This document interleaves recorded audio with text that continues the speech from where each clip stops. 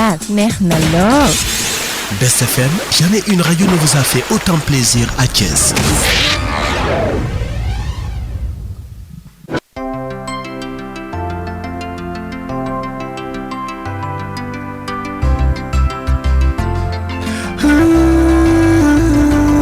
Best FM.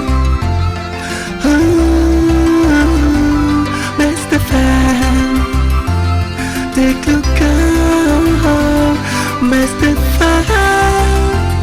Take a call.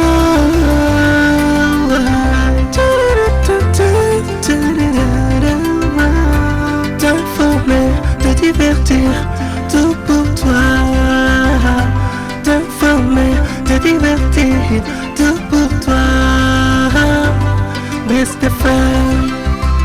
Best FM.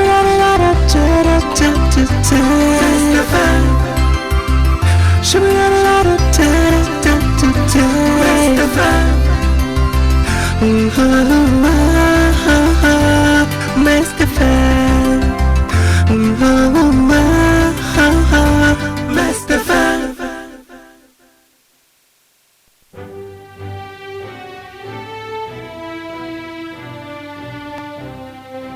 Dans le cadre de ses activités de vacances, la radio Best FM vous présente École Olympique. École Olympique, votre nouvelle émission éducative. Vous êtes élève, vous avez la culture générale, alors venez participer au grand tournoi de génie en herbe en appelant vite au 33 951 08 59.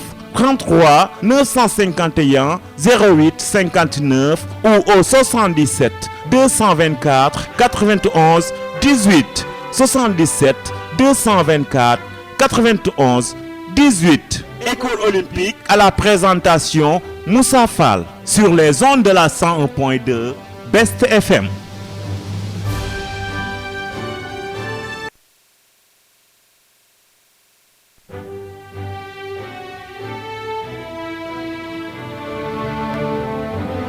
Dans le cadre de ses activités de vacances, la radio Best FM vous présente École.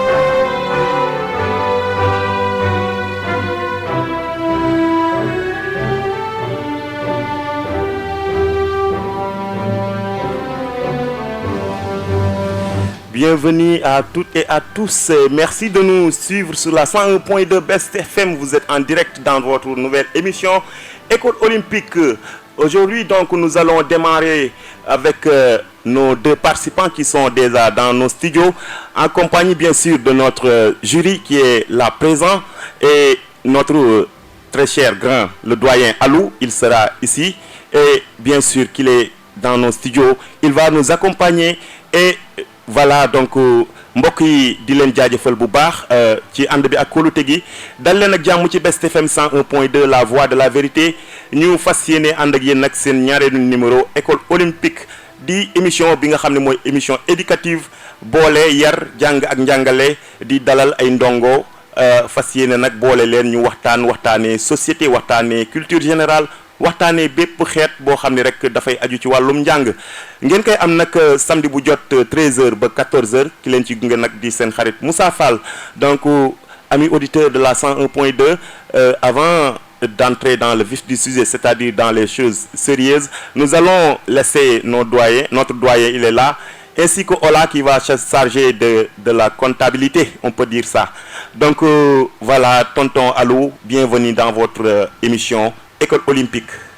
Merci Moussa, et je salue également nos amis qui sont venus aujourd'hui pour participer à cette grande émission éducative, de divertissement également, École Olympique. École Olympique donc sur Best FM 101.2. Bonjour. Bonjour. Bonjour. Bonjour Nancy. Vous vous appelez comment? Il faut parler très fort Nancy. Je m'appelle Oumoukalsoum Nancy Diagne. Très bien. Très bien, très bien. Et vous êtes de quelle école?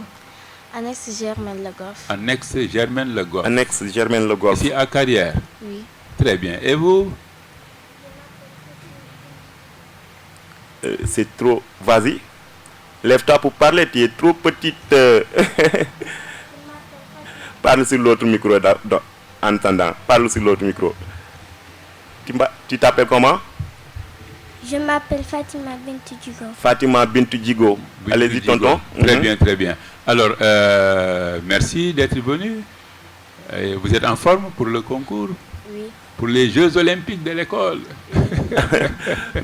Vous êtes merci encore. Merci encore. Merci. Moussa, allez, on peut, je pense, démarrer. Attaquer les choses sérieuses. Avant cela, il y a Ola est là.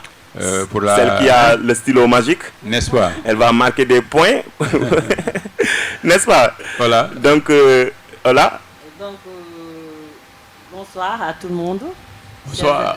Des amis auditeurs et auditrices de la radio Best FM 101.2, la radio de la vérité. Et bravo aussi à nos deux candidates. Machallah.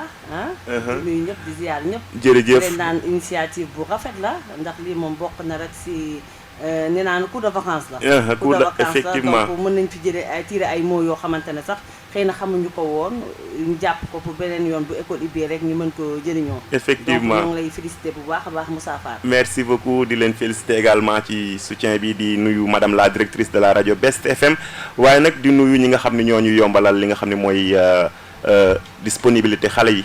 donc maman Binta Sow ñu ngi koy nuyu di nuyu madame Awalo Mour Ndoye Tako madame Dieng Ndeye Nogay Mbaye chère candidate bala ñoo tàmbali dañ leen di bàyyi nag ngeen nuyu yéen tamit ñi nga xam ni bëgg ngeen leen noo nuyu su ko defee ñu mën a entrer dans le vif du sujet. On commence par Nancy. Nancy, vas-y. Bonjour, je m'appelle Oumou Kalsoum Nancy Diagne Mbaye. Je faisais la classe de CM2. Ma mère s'appelle Awolo. Mon père s'appelle Pape Fadjoul Mbaye. Je salue ma famille et mes amis. Très bien. Fatima, Lève-toi. Tu peux parler. Oui, tu parles. Bonjour, je m'appelle Fatima Bintou Djigo. Fatima parle très fort. Bonjour, je m'appelle Fatima Bintou Djigo. Ma mère s'appelle Neneta Koutouré. Mon père s'appelle Adama Djigo. Très bien. Tu fais quelle classe? Je faisais la classe de C1. C1 contre CM2. Vous voyez? Pour vous dire que le niveau importe peu, comme on a l'habitude de le dire. Donc c'est votre émission, c'est pour les élèves, enseignants. On peut dire en quelque sorte c'est la première émission éducative proprement dite ici à Thiès. Donc ñu xamee ko noonu di wax ni rek tey am nañu ñaari candidate muy Fatima Bintou Djigo ak ki nga xam ne mooy Nancy Mbaye. En attendant ñu déglu lii su ko defee Fatima soyez prête. Vous êtes prête? Oui. Donc on va enchaîner avec la vraie chose. Donc après cela Fatima.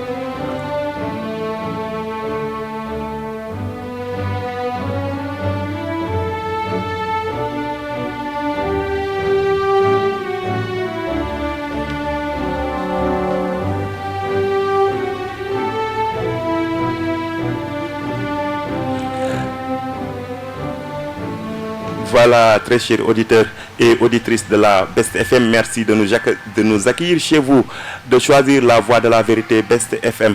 Donc nous allons, comme prévu, entrer dans le vif du sujet. La première question va démarrer. Donc soyez vigilants et écoutez bien.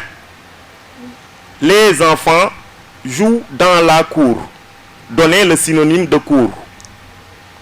Les enfants jouent dans la cour. Donnez le synonyme de cour. Réfléchissez.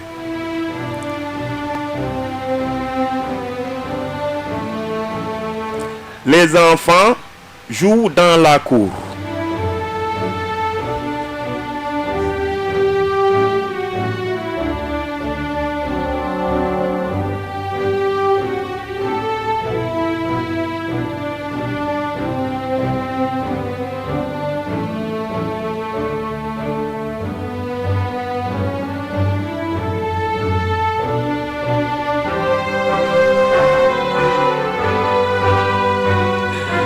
Tonton me dit que cette question elle est très salée, n'est-ce pas, tonton? Donc la cour c'est un espace. Très bien, très bien. C'est un espace. Très bien. C'est synonyme de cour. Donc on va passer à la deuxième question. Non. On les laisse. Mais il faut les laisser. Mais on a déjà soufflé la réponse. L'espace, c'est la cour, n'est-ce pas? Donc vous pouvez emprunter tous les mots qui ont une relation avec un lieu. Donc, voilà un synonyme de cour. Maintenant, pour la deuxième question, vous êtes prêts? Donc, donnez. Aliou est très rapide. Donnez l'antonyme de rapide. L'antonyme de rapide. Aliou est très rapide. Il faut dire le contraire. Oui, pour dire le contraire. L'antonyme, c'est trop. Oui, Nancy. L'antonyme de rapide est vite. Cherchez encore l'antonyme de rapide. C'est-à-dire, tonton, vous disiez? Le contraire. Voilà, réfléchissez. Contraire. Ali est très rapide. Oui, Nancy? Aliou est très lente. Très bien, Aliou est très lent, tonton. Oui. Nancy, Aliou est très lent. C'est un adjectif qualificatif. Oui. Et le féminin, c'est lente. Aliou, c'est un nom masculin. Donc, on dit Aliou est très Lent. lent. Très bien.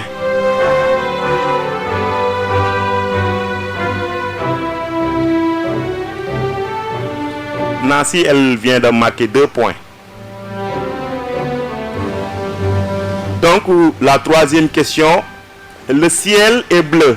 Donnez un homonyme de est.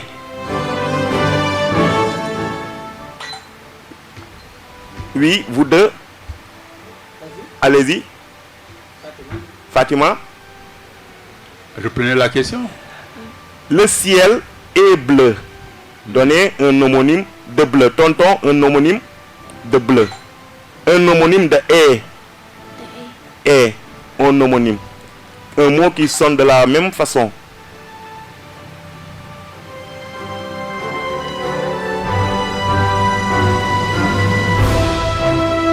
Le ciel est bleu. Oui, Nancy. E-A-I-S. E-A-I-S du verbe avoir. Très bien.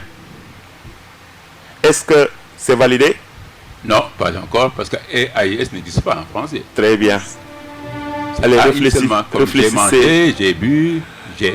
Parce que composé du verbe. Fatima. AI. Très bien, Fatima. AI. C'est validé. Fatima, elle aussi, elle marque 2 points. Tonton, le ciel est bleu. On peut avoir AI ou bien l'interjection et qui veut dire le verbe elle est quelqu'un. C'est le pointer du doigt. Et pour l'appeler. N'est-ce pas? Donc, nous allons attaquer une question de conjugaison. Vous êtes prêts pour ça? Nous, entre parenthèses, avoir des invités. Nous, avec le verbe avoir, des invités.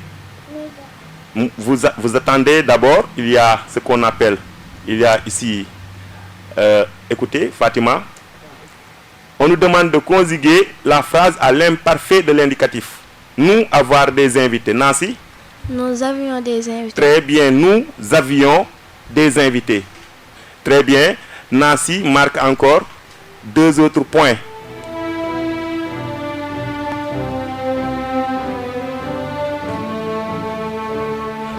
Nous vous rappelons que vous êtes en direct sur la radio Best FM 101.2, notre fréquence de modulation. Et nous saluons tout le monde, tous ceux qui nous suivent sur la fréquence de modulation 101.2 sur Zeno Radio ou alors notre application Best Group Sénégal. Nous allons continuer et on vous attend. Citez 5 régions du Sénégal. Oui, Nancy.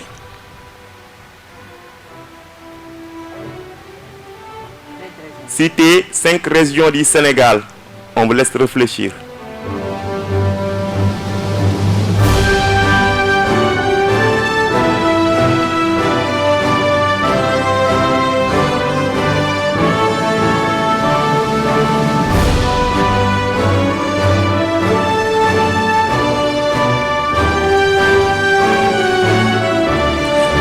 On vous demande simplement de citer 5 régions du Sénégal. Fatima?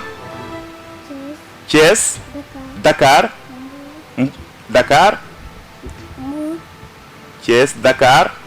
Mbour, elle a dit Mbour. Mbour. Vous dites Mbour. Et Nancy? Saint-Louis. Saint-Louis. Diourbel. Diourbel. Donc on a déjà 4 régions. Attention. Mbour. Mbour n'est pas une région. Mbour n'est pas une région. Non, celle-là, elle a faussé. Oui. Mais tu donnes la parole à Oui, l'autre, mais allez-y. pour son, Uh-huh. ses propres 5 si elle, Allez-y. si elle trouve. C'est comme ça. Allez-y, on t'écoute. Fatick. Fatick. Cite 5 régions. 5 Nancy. régions. Vas-y. Reprends. 5 régions. Reprends 5 régions seulement. Vas-y.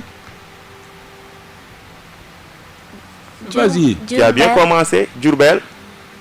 Thiès. Thiès. Dakar. Dakar. Fatick. Fatick. Kaolack. Kaolack. Très bien. Il faut applaudir Nancy. Applaudissez. Nancy vient de nous citer 5 régions du Sénégal. Très bien.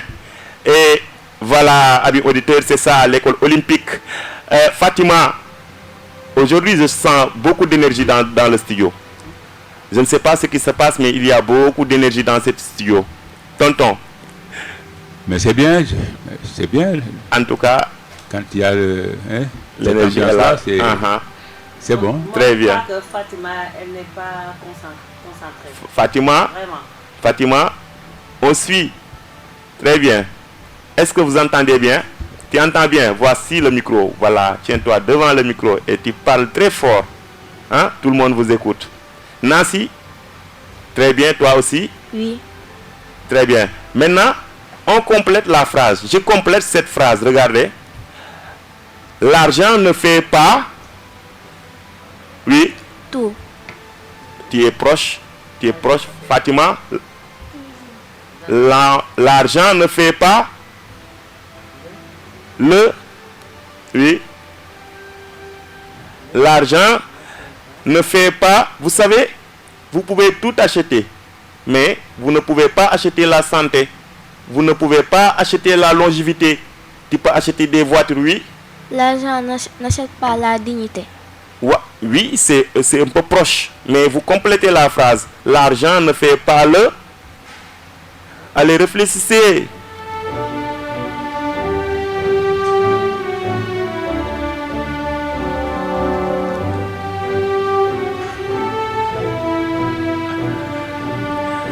Alors, l'argent ne fait pas le... On dit... Oui. Le respect. Vous approchez. Fatima. L'argent ne fait pas le...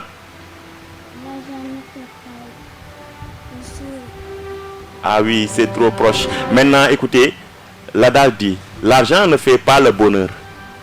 Vous pouvez acheter tout sauf la santé. La santé, ça ne s'achète pas, n'est-ce pas? Oui. Et le bonheur aussi, ça ne s'achète pas. Tu peux avoir beaucoup de millions, de milliards et tout, mais tu peux rester fâché. Hein? Tu peux rester dans des problèmes, dans des contraintes, pour dire que vous avez tous trouvé, mais vous n'avez pas justement répondu à ce qu'on attend de vous. D'accord? L'argent ne fait pas le bonheur. L'argent n'achète pas la dignité. L'argent ne fait pas, etc. Donc, c'est des phrases qui sont très correctes. Maintenant, il faut retenir ça. L'adage dit, l'argent ne fait pas le bonheur. Allez répéter, l'argent ne fait pas le bonheur. Fait pas le bonheur. Très bien, l'argent ne fait pas le bonheur. Pour dire que le bonheur, c'est quelque chose qu'on cultive. Ça commence par la justice, la paix, et ensuite, ce qui s'ensuit, c'est le bonheur. N'est-ce pas? Oui. C'est la paix de l'âme. D'accord? Maintenant, on va toujours enchaîner avec les questions. On a réglé ce problème. Maintenant, comment appelle-t-on celui qui pratique le métier de la mer? Oui? Le pêcheur. Très bien. Fatima marque 2 points. Très bien. Il faut l'applaudir, Nancy. Très bien. Elle mérite des applaudissements. Celui qui pratique le métier de la mer, c'est le pêcheur. Il y a aussi nos amis marins. Ils sont tous des pêcheurs. Comprenez? Très bien. Maintenant, cette question, c'est une grande question. Il faut que vous écoutez très bien. Maintenant, combien de secondes y a-t-il dans 2 minutes? Oui, Nancy? 120. 120 secondes, très bien, il faut l'applaudir. Nancy vient de nous dire que dans 2 minutes, il y a combien de secondes, Nancy? 120. 120 secondes, très bien, c'est excellent. Très bien, dans 2 minutes, il y a bien 120 secondes. Très bien, car 1 minute fait 60 secondes. 60 secondes. 1 minute fait 60 secondes. 60 multiplié par 2, ça donne 120. 120, très bien.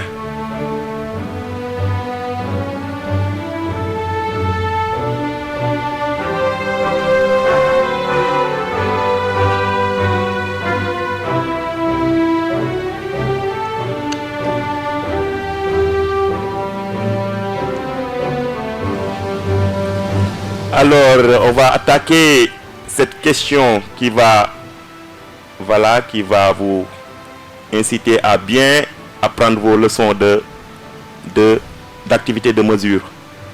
D'accord? Quel est le mois qui ne compte jamais 31 jours? Oui? Février. Février, très bien, Nancy.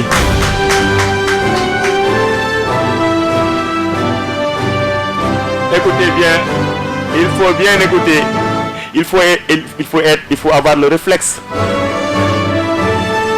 Le mois qui ne compte jamais 31 jours, c'est le mois de Février. C'est le mois de février.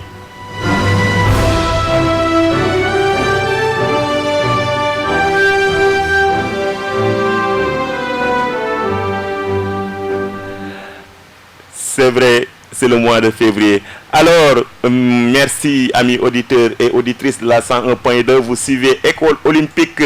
Il fait 13h passées de 20 minutes dans nos studios. Vous êtes en direct. Aujourd'hui, on a 2 candidates. Fatima Bintou Djigo qui est en classe de CE1 et Nancy Mbaye qui est en classe de CM2. Très bien. Donc, ils sont là parmi nous. Donc, ils sont là. Ils vous accompagnent jusqu'à 14h. Et n'oubliez pas de nous joindre en appelant au 88 628 17 18. On va tout à l'heure ouvrir l'antenne pour voir vos impressions sur l'émission. Et nous faisons appel sponsors yi ak ñi nga xamni ñoy partenaires yi ñu ñëw and ak ñun ci émission bi nga xamni émission éducative la. Donc di wo ñëpp ñu ñëw duggal ci seen loxo waye tamit di jaajeufal ñi nga xamni ñi ngi sopp di top la radio Best FM 101.2 la voix de la vérité. Légui ñu jall ci mi-temps bi laata lolu vous comprenez bien que l'émission c'est en bilingue. L'émission on peut parler français, on peut parler wolof, mais le tournoi c'est en français. N'est-ce pas? On pose les questions en français et on répond ensuite en français. N'est-ce pas? Vous aimez l'émission? Oui. Qu'est-ce que vous aimez de l'émission d'abord? Les questions. Les questions parce qu'elles sont comment? Simple. Simple. Très bien, vous avez trouvé le bon adjectif. C'est très très simple. Ce sont des questions très simples. Fatima, pourquoi tu aimes l'émission? Ou bien tu le détestes? Tu détestes l'émission, tu la détestes ou pas? Fatima, parle un peu fort. Non. Tu ne détestes pas l'émission, tu l'aimes. Donc pourquoi tu aimes l'émission? Ça te permet, qu'est-ce que cela te facilite? Aujourd'hui, tu as appris beaucoup de nouvelles choses. N'est-ce pas? Il faut parler. Tu as appris beaucoup de nouvelles choses. Maintenant, si tu avais une phrase à adresser aux élèves, c'est quelle phrase? Vous leur dites qu'est-ce que tu vas dire aux autres élèves qui sont en train d'écouter École Olympique? Nancy, vas-y, un message pour vos amis élèves qui nous suivent de venir participer. Oui. N'est-ce pas? Parce que c'est une émission très très importante. N'est-ce pas? Ça vous permet de rafraîchir la mémoire, de maîtriser de nouvelles choses, mais d'avoir beaucoup d'ouverture sur le monde pédagogique, n'est-ce pas? Oui. Parce que celui que vous avez devant vous, c'est un grand pédagogue, il s'appelle Doyen Alou. Il y a Ola qui est là, maintenant qui vous écoute. Elle connaît tout ce qui concerne la voix et ce qui s'ensuit. N'est-ce pas? Maintenant, Fatima, tu peux nous dire une phrase ou bien on passe? On t'écoute, tout le monde t'écoute.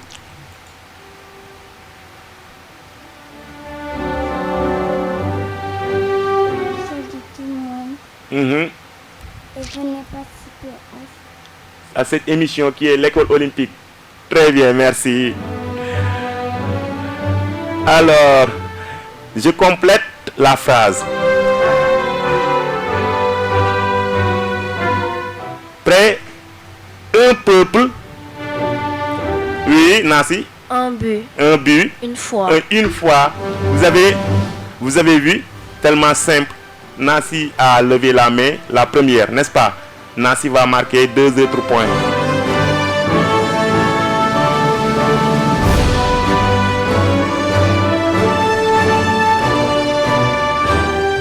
Maintenant, amis auditeurs de la 101.2 Best FM, merci de nous suivre. Merci de votre fidélité renouvelée à la meilleure des bandes FM, la grande radio des grands événements au service de la qualité. Nous émettons depuis Carrière. Vous êtes en direct dans votre émission École Olympique, l'émission qui est une école. Voilà, donc c'est une émission qui est une école ouverte à tous et à toutes. Tout le monde peut participer, il suffit juste d'appeler notre service commercial ou alors d'appeler sur le numéro qu'on a mis dans la bande-annonce. Donc, 13h passées de 25 minutes. Donnez le numéro, le numéro, c'est le 33 951 08 59. 33 951 08 59. Très bien. Donc, c'est le numéro commercial. Merci, doyen. C'est pour cela que je vous aime. C'est pour cela que je vous aime, doyen. Merci à Ola aussi. Ola, quelques impressions sur l'émission et naka ngi gisee xale yi déjà pour l'instant noo amee ban jàngat nga am ci ñoom déjà après ñu ñëw ci tonton mu def benn. Voilà, si on parle de Nancy et de Fatima, il y a une différence. Différence pour la classe. Parce que Fatima, elle fait la C1. La classe de C1. Et Nancy, la CM2. Donc, il y a une très grande différence. Effectivement. Voilà. Donc, aussi, di remercier ñëpp di motiver aussi xale yi. Parce que aussi bëgg na ñu ñëw jàpp si li nga xamante ne mooy émission bi. Parce que nekk na émission boo xamante ne vraiment c'est éducatif. Mais vraiment aussi dina jox xale yi yenn expérience yoo xamante ne peut-être mosuñu ko découvrir ba tey. Parce que daal am na solo. am na solo donc di woo tamit sponsor yi ñu ñoo jàppale olympique école olympique. école olympique nañ ko jàppale bu baax épaulé ko ndax am na solo. xam nga lépp loo xamante ne day jàppale lu jëm si wàllu xale rek. rawatina éducation am rek yaakaar naa ne mën nañ ci jàpp ba mu dëgër. dëgg la effectivement Moussa ñu ngi lay jaajëfal bu baax a baax. jërëjëf di ko jaajëfal moom it Ola moom moo yor wàllu poñ yi fi ne nii c'est elle qui comptabilise, c'est elle qui prend les points et elle va vous donner bientôt li nga xam ne mooy seen résultat laata loolu nag comme d'habitude on a l'habitude d'observer une petite pause, n'est-ce pas tonton? waaw pause bi si baax. sama gars yi daal di. voilà histoire de boire un coup et voilà boire un peu d'eau, se rafraîchir un peu, n'est-ce pas? On vous laisse pour tout à l'heure. Donc il faut donner ce rendez-vous là wax leen auditeurs yi ni yéen a ngi dellu si waat mbokk yi leen di déglu ñu xaar leen yéen a ngi dellu si waat ci ay minutes yu néew, n'est-ce pas? Allez-y. Tout le monde vous écoute. Vous leur donnez rendez-vous tout à l'heure. Nous vous donnons rendez-vous Oui, on vous donne rendez-vous tout à l'heure. On vous donne rendez-vous tout à l'heure. Merci.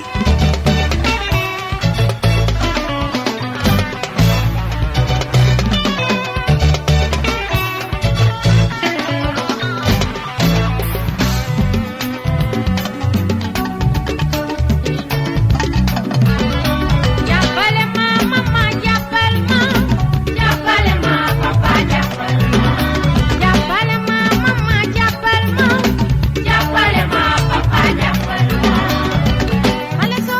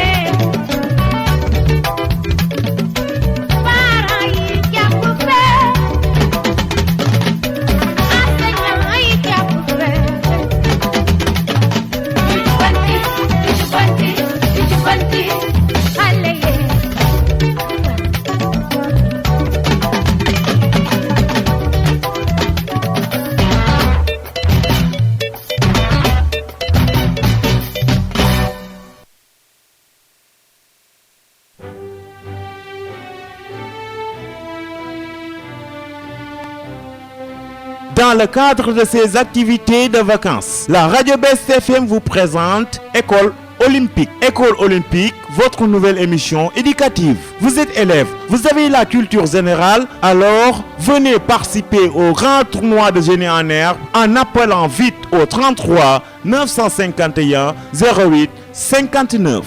33 951 08 59 ou au 77 224 91 18 77 224 91 18. École Olympique à la présentation Moussa Fall sur les ondes de la 101.2 Best FM. Oui, amis auditeurs, c'est cela, ça se passe sur la meilleure des bandes FM, Best FM, la voix de la vérité. Bienvenue dans la deuxième manche de l'émission École Olympique. Nous sommes le 13 août 2022, 13h passé de 33 minutes. Nous attaquons directement la deuxième manche, mais avant ça, on peut sûrement ouvrir le téléphone pour attendre quelques réactions en attendant avant d'avancer dans le match. N'est-ce pas, tonton? Mais oui, Moussa, on peut faire ça. Oui, en attendant, on ouvre le téléphone. Ola, tu te charges du téléphone, comme ça, les auditeurs vont appeler à ce numéro 88 628 17 18. Très bien, 88 628 17 18. On attend parents, éducateurs, élèves, on attend tout le monde. Donc, on vous attend. Le numéro, c'est le 88 628 17 18. Juste un moment. Pour ouvrir le téléphone, bien sûr, pour vous donner l'opportunité de participer en direct dans votre émission École Olympique. Nous vous attendons.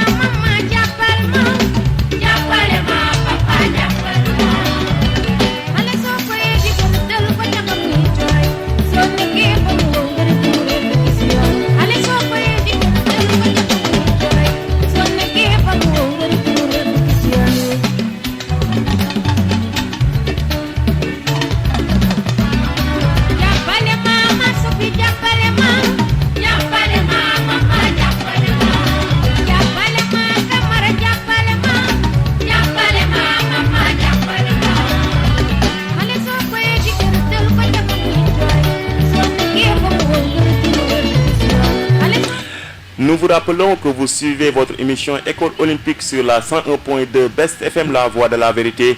Nous vous attendons. Le numéro, c'est le 88 628 17 18. 88 628 17 18 pour participer en direct dans votre émission École Olympique. Aujourd'hui, nous vous rappelons qu'on a deux candidates. L'une s'appelle Fatima Bintou Djigo et l'autre Nassim Baye. Le match a démarré depuis 13h. On est 13h35 minutes dans nos studios. Nous vous attendons toujours.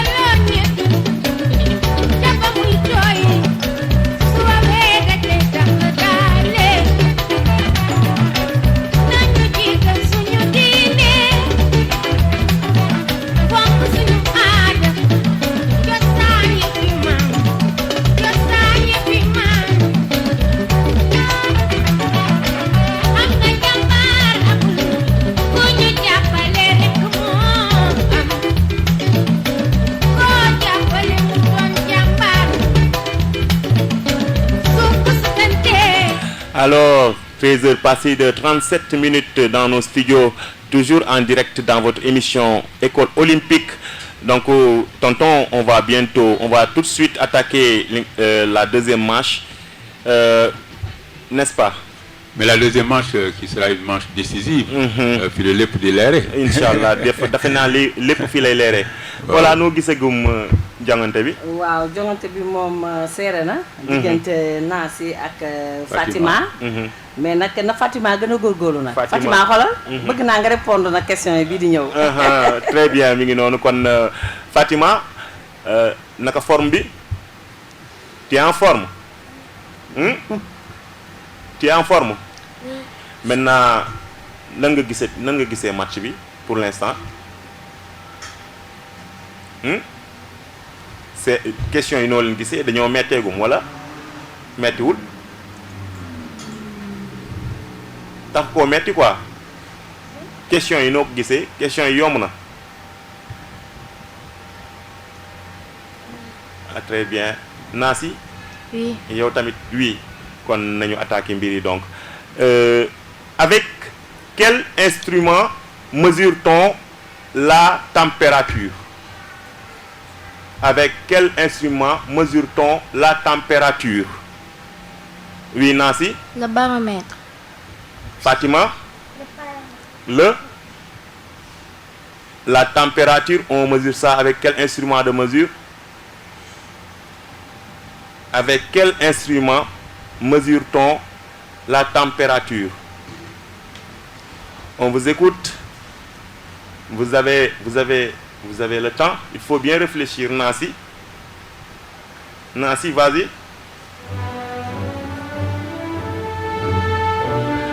Alors, on vous laisse réfléchir. Avec quel instrument mesure-t-on la température?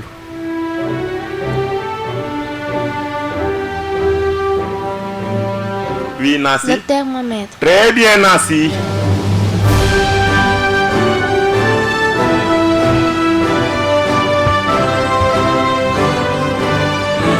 Alors, l'instrument qui sert à mesurer la température, c'est exactement le thermomètre. Fatima, tu connaissais ça? Est-ce que tu savais ça? Il y a quoi dans le thermomètre? Il y a quel liquide dans le thermomètre? Le mercure. Très bien. Donc, l'instrument qui nous permet de mesurer la température, c'est le thermomètre, tonton. Vous validez? Oui, le thermomètre. Très bien.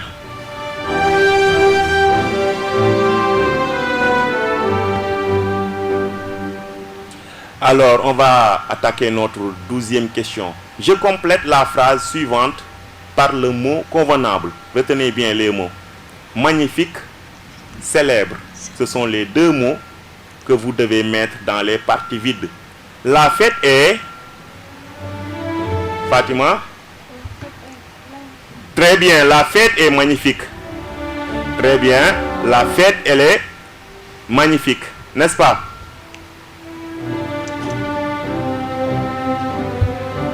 Nancy, tu connaissais ce mot? Oui. Magnifique qui veut dire? Belle. Belle. Très bien. Fatima, tu veux donner un autre synonyme de magnifique? Oui. Joli. Joli. Beau. Très bien. Très bien. Magnifique. La fête est magnifique. On dit ça quand la fête est belle. Quand il y a beaucoup d'aliments. Quand il y a beaucoup de riz. Hein? N'est-ce pas? Pour nos amis Dianiennes et Gaïennes. Voilà, merci. C'est comme ça que ça se passe sur la voie de la vérité. Best FM 101.2. Nous sommes au dernier tournant de notre émission. École olympique, 13h passées de 41 minutes dans nos studios.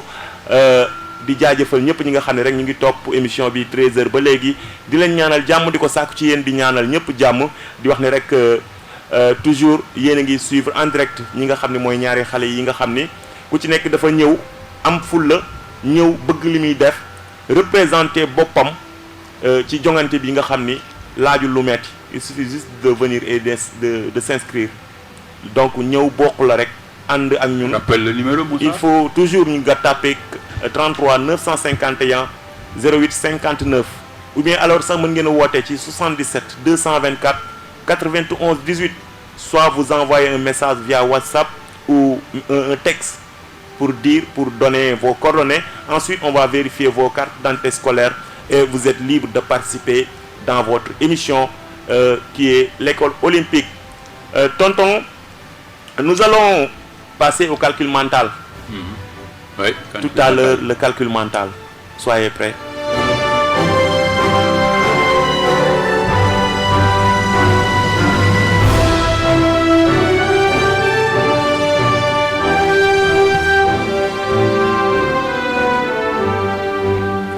Alors, calcul mental, retenez bien. Retenez bien. Vous êtes prêts? 64 plus 6. 64 plus 6, Nancy. 80. 64 plus 6, Fatima. 70. 70, Nancy. Très bien. 70. 64 plus 10 égale à 70. À 70, très bien, Nancy. Nancy vient de marquer 2 autres points. Alors, toujours le calcul mental, 41 moins 11. 41 moins 11. Oui, Nancy. 20. Ça reste 20. 41 moins 11. Fatima. 30. 30, Nancy, très bien. 41 moins 11 égale à 30. Donc 30 plus 11 égale 41. Égale à 41. Très bien.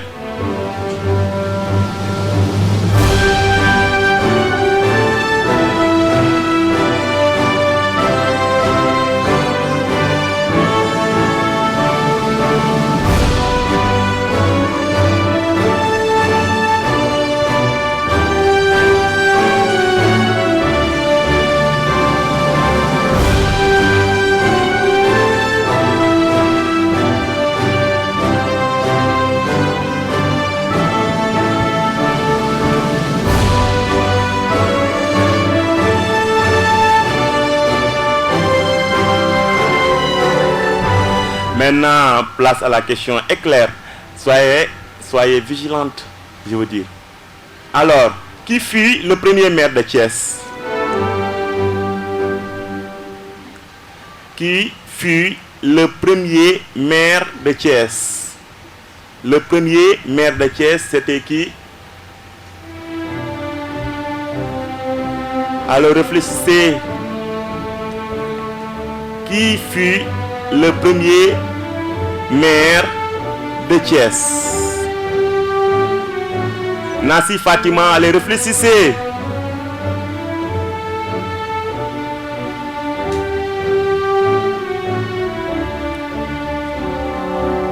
Donc, pour que ça soit plus simple, qui était le premier maire de Thiès?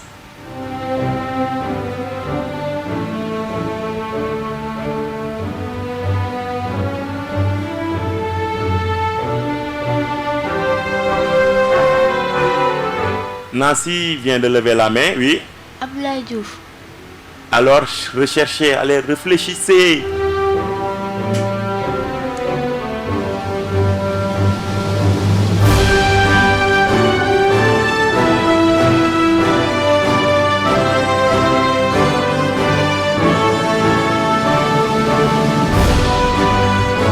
Je vais reprendre la question. Cette fois, vous écoutez très bien et vous réfléchissez. Ça y est, ça se trouve dans vos leçons. Ça, c'est sûr. Le premier maire de la région de Thiès. Le maire de la ville de Thiès. N'est-ce pas? Le premier maire de la ville de Thiès. C'était qui?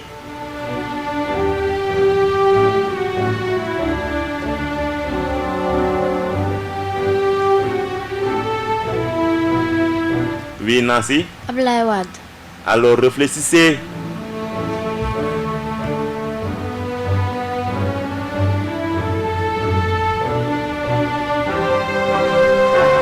Il a même été président de la République du Sénégal. Vous avez cité Abdoulaye Wade, oui? Abdou Diouf. Allez-y, réfléchissez. Alors, le premier maire de la ville de Thiès s'appelait Léopold. Léopold. Sédar Senghor. Très bien.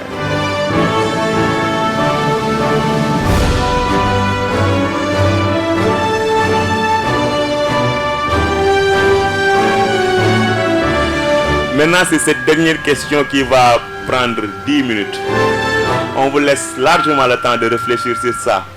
Maintenant, il suffit d'écouter attentivement. Tonton, nous allons attaquer le raisonnement.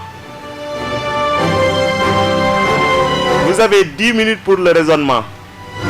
Après, on va ouvrir l'antenne pour les auditeurs. Eux aussi viendront nous aider. Si vous ne trouvez pas, on va appeler de l'aide. Au secours, on va faire ça. Allez, riez. On va pas dire au secours. Ah, oui. Alors, on va essayer de voir ce qui va se passer. Tonton, ce qui vient de se passer, comment vous appréciez le match jusqu'à présent? Uh-huh. Mais ça se passe assez bien. Uh-huh. Moi, je pense que, à part ce que Ola avait signalé, Uh-huh.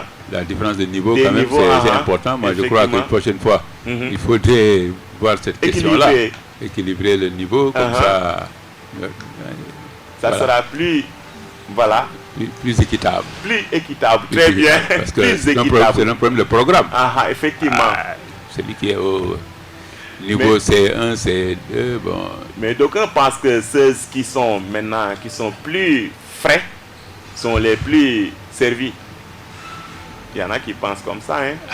Mais c'est un problème de niveau. Il y en a qui oublient vite aussi. Ah, mais il faut avoir appris avant d'oublier. Oui. Il faut avoir appris. Oui. Si on n'est pas au CM1, on ne peut apprendre à partir du CP. Le CP, le C1, ce n'est pas le même programme. Effectivement. Ah non, ce n'est pas le même programme. En tout cas, c'est pour cela qu'on quitte le CE pour aller en classe au CM. supérieure. Ah, mais dis donc. Effectivement. Absolument. En tout cas, Il faut essayer un jeu égal. oui, un Voilà. jeu égal. Égal, oui. Très bien. Même niveau. Même niveau. Et comme Très bien. ça, C'est bien reçu.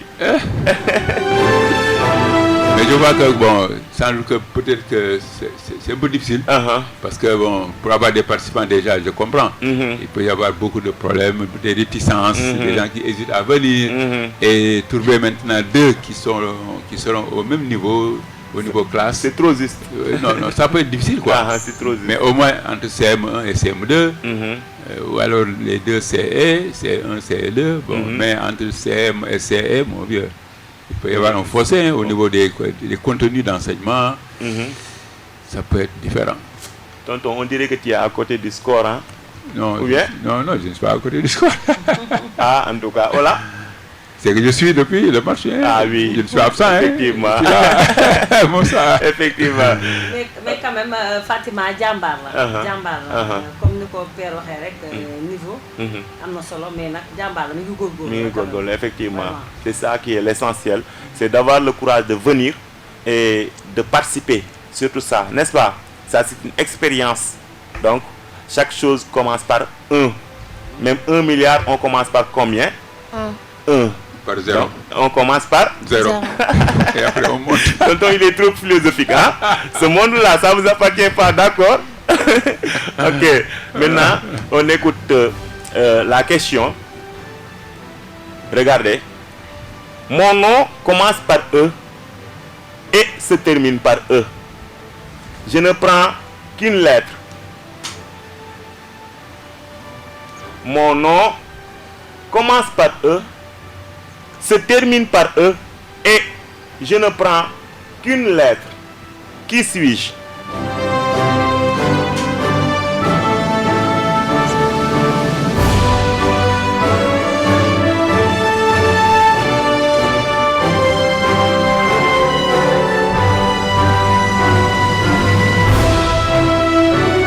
Je vais répéter.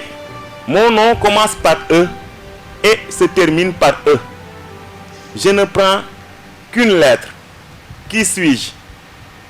Vous comprenez bien? Est-ce que vous saisissez bien? Vous avez bien saisi?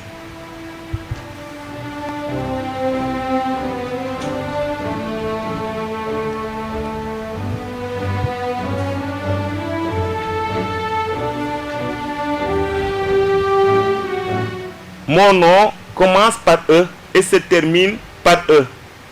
Je ne contiens qu'une lettre. Et les auditeurs aussi, ils peuvent venir nous secourir. On appelle SOS. Allez, crier secours. Allez, criez secours parce que on vous attend quand même. Réfléchissez. Mon nom, si vous écrivez mon nom, ça commence par E.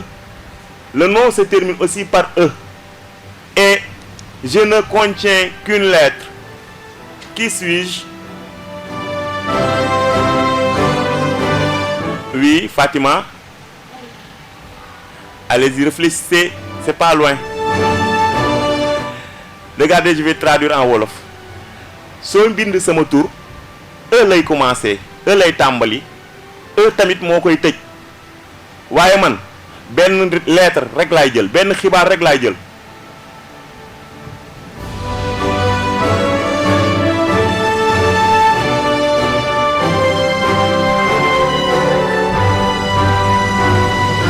Alors, 13h passées de 53 minutes dans nos studios. La question est la suivante. Mon nom commence par E et se termine par E. Et je ne contiens qu'une lettre. Qui suis-je? Fatima, Nancy, on vous écoute.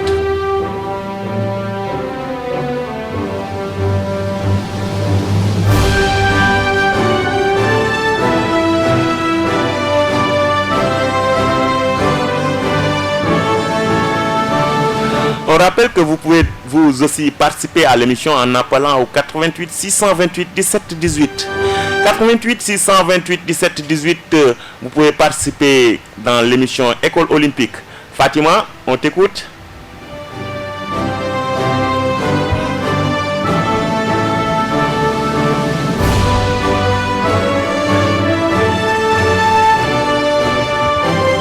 Nancy, mon nom commence par E, se termine par E, je ne contiens qu'une lettre. Qui suis-je? Fatima, allez-y, réfléchissez, ça peut venir, je suis confiant. En tout cas, je compte sur vous pour régler ce problème, n'est-ce pas?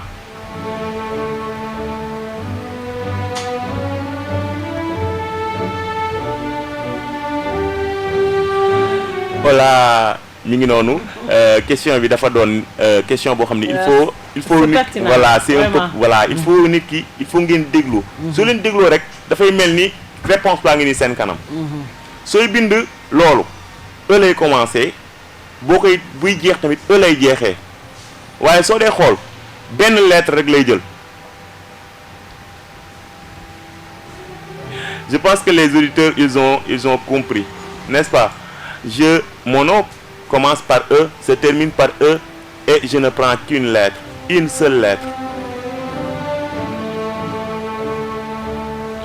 Donc ñu ngi ci fin wu émission bi Ola nga fàttali ñu score bi pour l'instant ou bien alors ñu mu mel ni daal Nancy nag moo dominé. Nancy moo dominé. Très bien. Fatima jàmbaar la. Elle n'a pas démérité. Elle va revenir encore pour un autre match. Donc c'est comme ça. Il n'y a aucun perdant ni gagnant. Donc le but c'est de participer. Donc yéen ñii ñëpp après di ngeen ñëwaat defar yeneen match, n'est-ce pas? Yoo xam ne dafay melaat nii yow di nga daje ak keneen. Fatima dina daje ak keneen. Aïssatou dina ñëw daje ak keneen. Aussi Papa Alioune moom it dina ñëw daje ak keneen. Donc loolu mooy émission bi ñu rappeler leen ni suñu match yi passé amoon nañu Papa Alioune Diallo CM1 daje ak Aïssatou Sow Sidibé CM1 Papa Alioune moo gagné 16 points si 12. Donc Fatima Bintou Djigo tey daje ak Nancy Mbaye Fatima Bintou Djigo ñu fàttali ni C1 lay def Nancy Mbaye di def CM2. Donc bi ñu leen boolee tey ci 13 août bi ci kanam tuuti di ngeen xam lan mooy résultat yi. waaye ñu leen fàttali ni le 20 août ci atu 2022 yéen a ngi am Ndeye Fatou Seck en classe de CM2 ak ki nga xam ne mooy Mouhamad Mahfou Fall en classe de CE2. Donc xam naa ni match boobu incha allahu rabbi samedi bii di ñëw lay doon Ola. incha allah dina nekk match boo xamante ne vraiment. dina neex ndax ni nga boole moom c'est équitable. mi ngi noonu kon mbokk yi ak xarit yi loolu mooy seen émission école olympique question bi ñu posé woon tout à l'heure xam naa dañu joxe réponse benn yoon, n'est-ce pas? Maintenant vous essayez d'imaginer avec moi. Mon nom commence par E. On écrit E. Mon nom termine aussi par E. Donc on sait que la terminaison c'est E. Maintenant, je ne prends qu'une lettre. Les lettres, on les met où? Au milieu.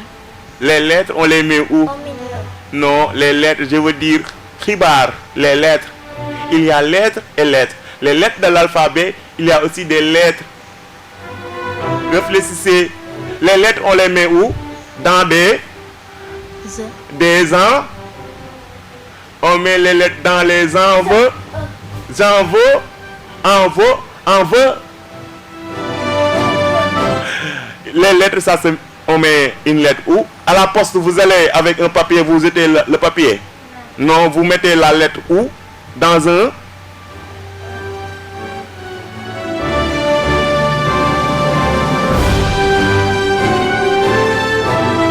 Dans un collier. Vous allez à la boutique, vous avez écrit votre lettre. Vous allez à la boutique et pour acheter quelque chose là où vous mettez la lettre pour ensuite le donner au facteur.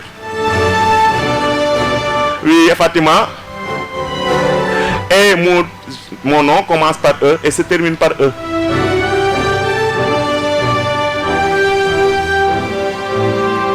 Deux minutes seulement à passer ensemble.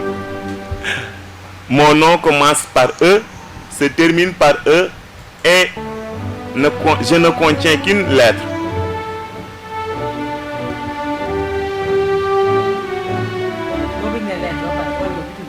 boo leen bindee lettre ba pare foo leen koy def pour yóbbu ko wala ngeen di joxe cadeau ah boo leen di yóbbu cadeau ngeen jël tàngali def ko ci biir. Mon nom commence par E, se termine par E. Tout à l'heure j'ai l'impression men dama mel ni soufflé naa ko. Soufflé naa ak réponse bi ah. Mais defe naa dégguñu ko heureusement. Heureusement. boo jëlee cadeau di dem anniversaire. ngay dem anniversaire da ngay dem bitig bi ne ko jaay ma. ah comment? J'ai pas entendu. non. Non da ngay dem ci bitig bi ne ko jaay ma dama bëgg a def sama tàngali ci ça coûte pas cher.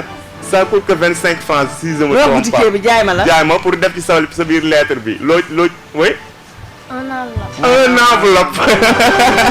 ah jege nga ko woon. Ah oui.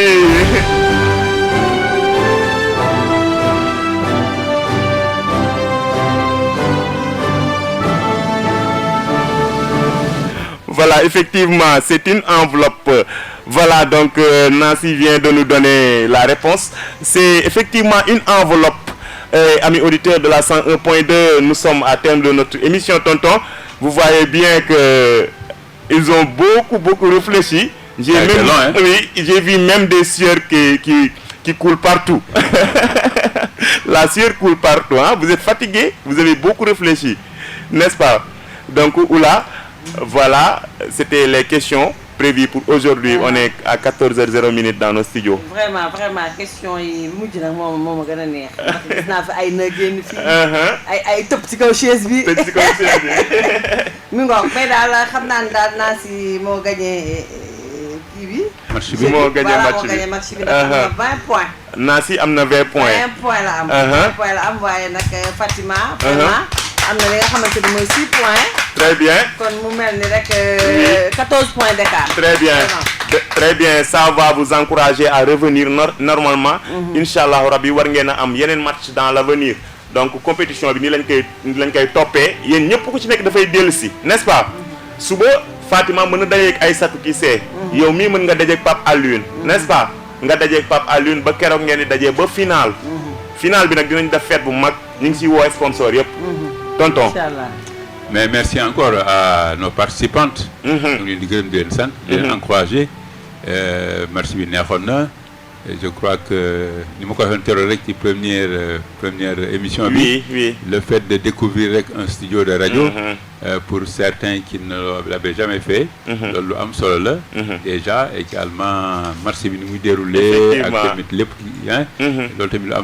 je crois que si nous demain école à la prochaine rentrée dinañ mën a nettali. Effectivement vraiment et puis encourager ñeneen ñu ñëw.